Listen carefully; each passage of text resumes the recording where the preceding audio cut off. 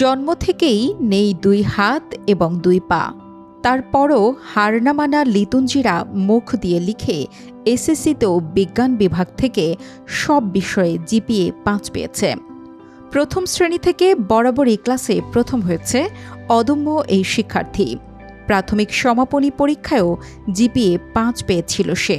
জন্ম থেকে আমার দুই হাত এবং দুই পা নেই, তবুও শত বাধা অতিক্রম করে আমি এসএসসি পরীক্ষা 2025-এ গোপালপুর স্কুল অ্যান্ড কলেজ থেকে বিজ্ঞান বিভাগ থেকে পরীক্ষায় অংশগ্রহণ করেছিলাম। গত 10ই জুলাই আমার এসএসসি পরীক্ষার রেজাল্ট বেরিয়েছে। আমি রেজাল্টে অনেক খুশি। আমার রেজাল্ট অনেক ভালো হয়েছে। প্রত্যেকটা সাবজেক্টে A+ পেয়েছি, আমি জিপিএ 5 পেয়েছি। অদম্য ইচ্ছাশক্তি আর সকলের সহযোগিতায় শারীরিক প্রতিবন্ধকতা বাধা হতে পারেনি লিতুঞ্জিরার শিক্ষা জীবনে। 2019 সালে পিএসসি পরীক্ষায় জিপিএ ৫ পায় লিতুঞ্জিরা। এ খবর সে সময় বিভিন্ন গণমাধ্যমে প্রকাশিত হলে 2020 সালে এই মেধাবী শিক্ষার্থীর পাশে দাঁড়ায় বসুন্ধরা গ্রুপ। আমি 2019 সালে পিএসসি পরীক্ষায় অংশগ্রহণ করেছিলাম, সেখানেও ভালো ফলাফল লাভ করি। সেখানে আমি জিপিএ 5 পেয়েছিলাম এবং বৃত্তি লাভ করেছিলাম।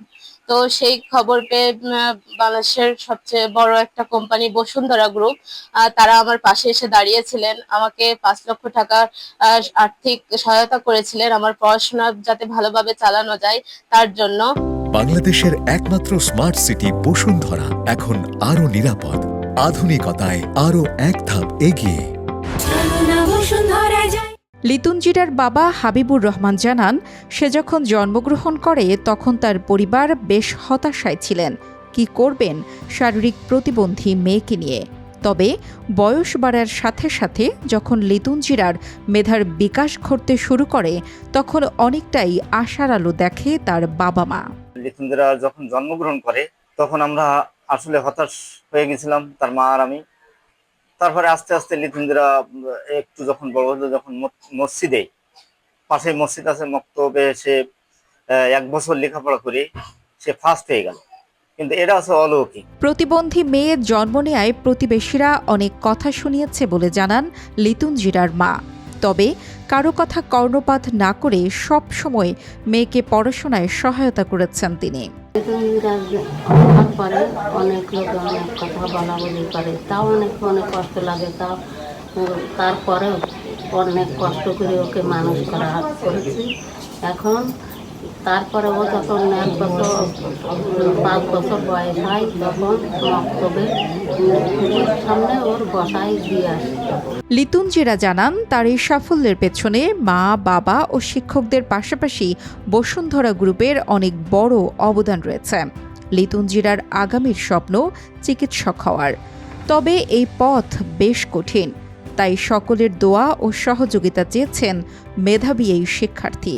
আমার এই সুন্দর রেজাল্টের পিছনে আমার বাবা মার কষ্ট আছে, আমার প্রচেষ্টা, আমার শিক্ষকদের সাহায্য সহযোগিতা, সবার দোয়া। তো তাদের দোয়া নিয়ে, আমার বাবা মার সাপোর্ট নিয়ে আজকে আমি ভালো রেজাল্ট করতে পেরেছি, তার জন্য আমি অনেক খুশি। আমার আব্বু একটা নন এমপিও প্রতিষ্ঠানে চাকরি করেন, বেতন পান না। তো আমাকে পড়াশোনা করাতে, আমরা 2 ভাই বোন, আমার ভাইয়া আমার আব্বুর পড়াশোনা করাতে অনেক কষ্ট হয়। আমার স্বপ্ন ভবিষ্যতে আমি একজন মেডিসিন স্পেশালিস্ট ডক্টর হব। বাংলাদেশের একমাত্র স্মার্ট সিটি বসুন্ধরা এখন আরো নিরাপদ, আধুনিকতায় আরো এক ধাপ এগিয়ে।